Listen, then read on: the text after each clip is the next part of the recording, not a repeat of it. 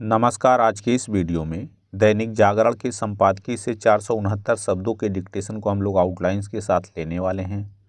अगर आपको इस डिक्टेशन के आउटलाइंस की ज़रूरत है तो आप हमारे शॉर्ट हैंड टीम ऐप को प्ले स्टोर से डाउनलोड कर सकते हैं, और अगर आपको इस डिक्टेशन की PDF की ज़रूरत है तो आप हमारे टेलीग्राम ग्रुप को ज्वाइन कर लें। लिंक इसी वीडियो के ठीक नीचे डिस्क्रिप्शन बॉक्स में आपको मिल जाएगा।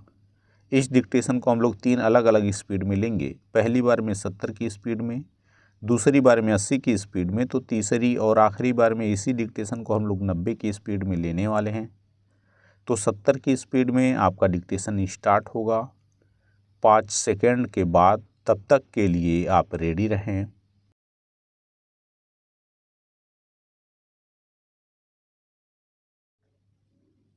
स्टार्ट। हिमाचल प्रदेश में सुखविंदर सिंह सुक्खू के नेतृत्व वाली कांग्रेस सरकार फिलहाल तो बच गई, क्योंकि 15 भाजपा विधायकों को सदन से निलंबित कर बजट पारित करा लिया गया। लेकिन यदि विद्रोही तेवरों वाले कांग्रेस विधायकों का असंतोष दूर नहीं हुआ तो संकट बरकरार रह सकता है। हिमाचल में कांग्रेस को दोहरा झटका लगा। एक तो 6 विधायकों की क्रॉस वोटिंग के कारण भाजपा के हर्ष महाजन राज्यसभा चुनाव में कांग्रेस के अभिषेक मनु सिंघवी को हराने में सफल रहे, और दूसरे इन विधायकों के विद्रोह के चलते सरकार अल्पमत में दिखने लगी। इन विधायकों की मान मनुहार के बीच मंत्री विक्रमादित्य सिंह ने त्यागपत्र देकर संकट और बढ़ा दिया। वह त्यागपत्र स्वीकारने पर जोर तो नहीं दे रहे, लेकिन अपने मुद्दों का हल हर हाल में चाह रहे हैं। इसकी अनदेखी नहीं की जा सकती कि विधानसभा चुनाव में कांग्रेस की जीत के बाद विक्रमादित्य सिंह की मां और सांसद प्रतिभा सिंह ने मुख्यमंत्री पद के लिए दावेदारी पेश की थी, जिसे खारिज कर सुखविंदर सिंह सुक्खू को कमान सौंपी गई थी। वह पूर्व मुख्यमंत्री स्वर्गीय वीरभद्र सिंह की पत्नी हैं।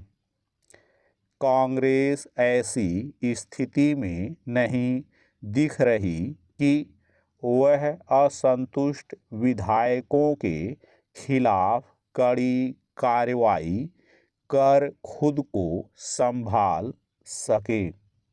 विक्रमादित्य सिंह के साथ साथ विद्रोह करने वाले विधायक भी नेतृत्व परिवर्तन चाहते हैं।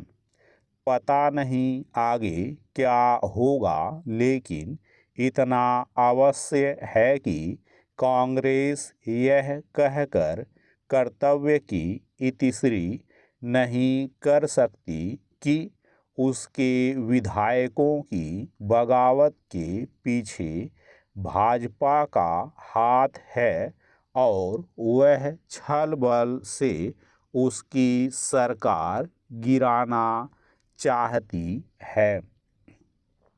परस्पर विरोधी दल तो एक दूसरे के नेताओं के असंतोष का लाभ उठाने की ताक में रहते ही हैं।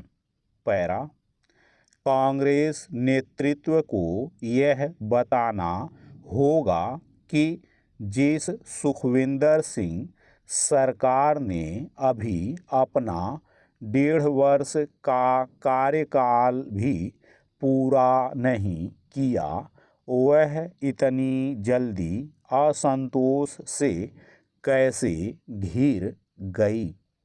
आखिर ऐसा भी नहीं है कि असंतोष की खबरें सार्वजनिक ना हुई हों। आम तौर पर जहां जो दल सत्ता में होते हैं वे राज्यसभा चुनाव में विपक्षी विधायकों को अपने पाले में लाने में सफल होते हैं, जैसा कि उत्तर प्रदेश और कर्नाटक में हुआ, लेकिन हिमाचल में तो उल्टा हुआ। यह भी कांग्रेस के कमजोर राजनीतिक प्रबंधन का प्रमाण है कि वह 3 निर्दलीय विधायकों को अपने पक्ष में मानकर चल रही थी, लेकिन उनके साथ उसके अपने 6 विधायकों ने भाजपा के राज्यसभा प्रत्याशी को जिताया। इसका मतलब है कि कांग्रेस नेतृत्व को इसकी भनक ही नहीं लगी कि पार्टी में क्या चल रहा था। लगता है वह इस सवाल का जवाब खोजने को तैयार नहीं कि उसके नेताओं की निष्ठा कमजोर क्यों होती जा रही है। लोकसभा चुनाव के पहले हिमाचल का संकट यही बता रहा कि कांग्रेस नेतृत्व पार्टी को संभालने और उसे ऊर्जा दे पाने में नाकाम है। यह संदेश कांग्रेस को मनोवैज्ञानिक रूप से कमजोर ही करेगा। स्टॉप।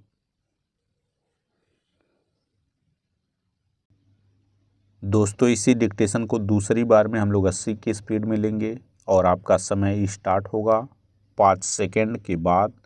तब तक के लिए आप रेडी रहें।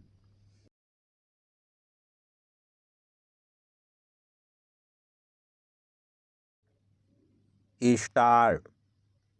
हिमाचल प्रदेश में सुखविंदर सिंह सुक्खू के नेतृत्व वाली कांग्रेस सरकार फिलहाल तो बच गई, क्योंकि 15 भाजपा विधायकों को सदन से निलंबित कर बजट पारित करा लिया गया।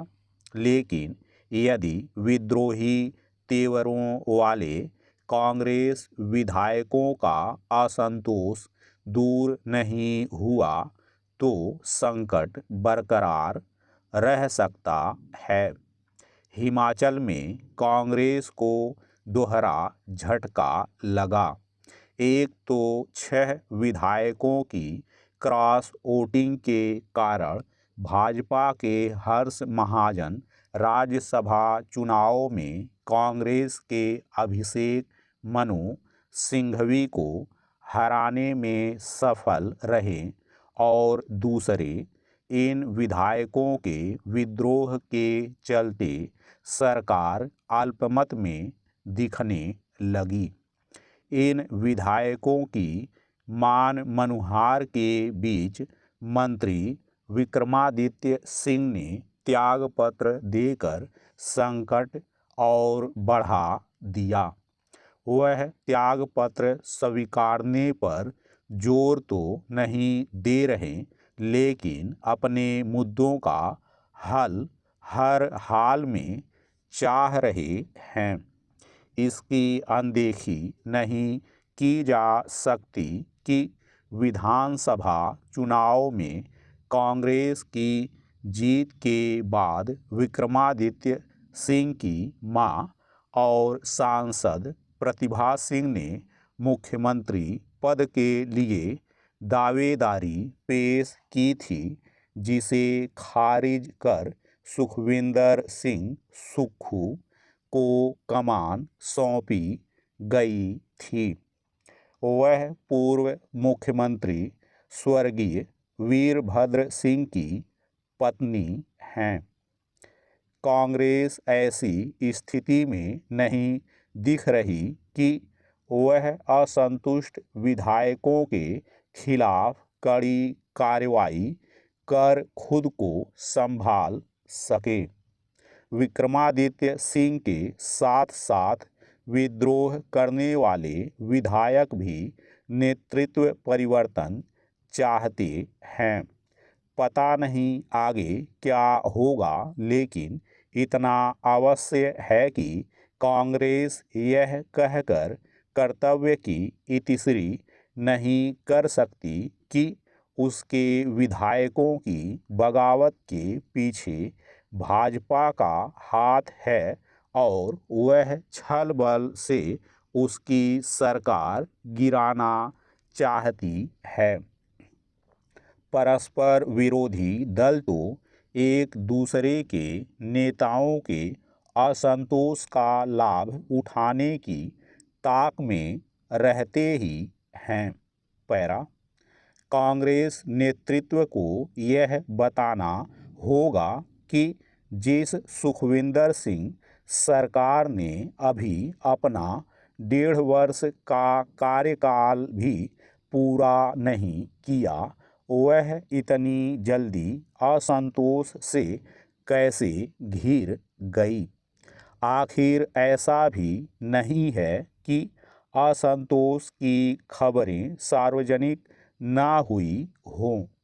आम तौर पर जहां जो दल सत्ता में होते हैं वे राज्यसभा चुनाव में विपक्षी विधायकों को अपने पाले में लाने में सफल होते हैं, जैसा कि उत्तर प्रदेश और कर्नाटक में हुआ, लेकिन हिमाचल में तो उल्टा हुआ। यह भी कांग्रेस के कमज़ोर राजनीतिक प्रबंधन का प्रमाण है कि वह 3 निर्दलीय विधायकों को अपने पक्ष में मानकर चल रही थी, लेकिन उनके साथ उसके अपने 6 विधायकों ने भाजपा के राज्यसभा प्रत्याशी को जिताया। इसका मतलब है कि कांग्रेस नेतृत्व को इसकी भनक ही नहीं लगी कि पार्टी में क्या चल रहा था। लगता है वह इस सवाल का जवाब खोजने को तैयार नहीं कि उसके नेताओं की निष्ठा कमज़ोर क्यों होती जा रही है। लोकसभा चुनाव के पहले हिमाचल का संकट यही बता रहा कि कांग्रेस नेतृत्व पार्टी को संभालने और उसे ऊर्जा दे पाने में नाकाम है। यह संदेश कांग्रेस को मनोवैज्ञानिक रूप से कमज़ोर ही करेगा। स्टॉप। दोस्तों, इसी डिक्टेशन को तीसरी और आखिरी बार में हम लोग 90 की स्पीड में लेंगे और आपका समय स्टार्ट होगा 5 सेकंड के बाद। तब तक के लिए आप रेडी रहें।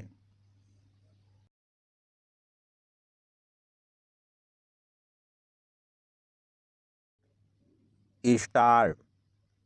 हिमाचल प्रदेश में सुखविंदर सिंह सुक्खू के नेतृत्व वाली कांग्रेस सरकार फिलहाल तो बच गई, क्योंकि 15 भाजपा विधायकों को सदन से निलंबित कर बजट पारित करा लिया गया।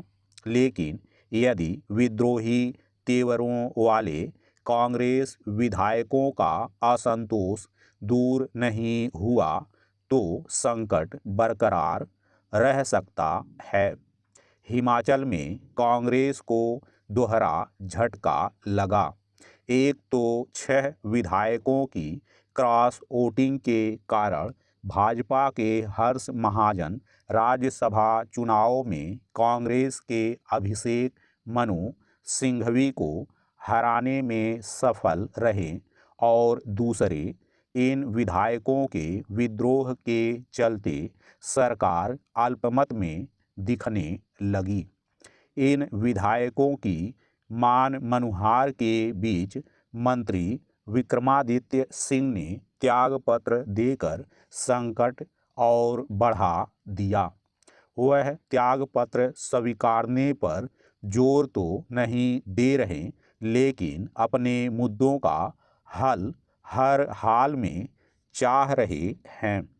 इसकी अनदेखी नहीं की जा सकती कि विधानसभा चुनाव में कांग्रेस की जीत के बाद विक्रमादित्य सिंह की मां और सांसद प्रतिभा सिंह ने मुख्यमंत्री पद के लिए दावेदारी पेश की थी, जिसे खारिज कर सुखविंदर सिंह सुक्खू को कमान सौंपी गई थी। वह पूर्व मुख्यमंत्री स्वर्गीय वीरभद्र सिंह की पत्नी हैं। कांग्रेस ऐसी स्थिति में नहीं दिख रही कि वह असंतुष्ट विधायकों के खिलाफ कड़ी कार्रवाई कर खुद को संभाल सके। विक्रमादित्य सिंह के साथ साथ विद्रोह करने वाले विधायक भी नेतृत्व परिवर्तन चाहते हैं। पता नहीं आगे क्या होगा, लेकिन इतना अवश्य है कि कांग्रेस यह कहकर कर्तव्य की इतिश्री नहीं कर सकती कि उसके विधायकों की बगावत के पीछे भाजपा का हाथ है और वह छल बल से उसकी सरकार गिराना चाहती है। परस्पर विरोधी दल तो एक दूसरे के नेताओं के असंतोष का लाभ उठाने की ताक में रहते ही हैं। पैरा कांग्रेस नेतृत्व को यह बताना होगा कि जिस सुखविंदर सिंह सरकार ने अभी अपना 1.5 वर्ष का कार्यकाल भी पूरा नहीं किया, वह इतनी जल्दी असंतोष से कैसे घिर गई। आखिर ऐसा भी नहीं है कि असंतोष की खबरें सार्वजनिक ना हुई हों। आम तौर पर जहां जो दल सत्ता में होते हैं वे राज्यसभा चुनाव में विपक्षी विधायकों को अपने पाले में लाने में सफल होते हैं, जैसा कि उत्तर प्रदेश और कर्नाटक में हुआ। लेकिन हिमाचल में तो उल्टा हुआ। यह भी कांग्रेस के कमजोर राजनीतिक प्रबंधन का प्रमाण है कि वह 3 निर्दलीय विधायकों को अपने पक्ष में मानकर चल रही थी, लेकिन उनके साथ उसके अपने 6 विधायकों ने भाजपा के राज्यसभा प्रत्याशी को जिताया। इसका मतलब है कि कांग्रेस नेतृत्व को इसकी भनक ही नहीं लगी कि पार्टी में क्या चल रहा था। लगता है वह इस सवाल का जवाब खोजने को तैयार नहीं कि उसके नेताओं की निष्ठा कमजोर क्यों होती जा रही है। लोकसभा चुनाव के पहले हिमाचल का संकट यही बता रहा कि कांग्रेस नेतृत्व पार्टी को संभालने और उसे ऊर्जा दे पाने में नाकाम है। यह संदेश कांग्रेस को मनोवैज्ञानिक रूप से कमजोर ही करेगा। स्टॉप।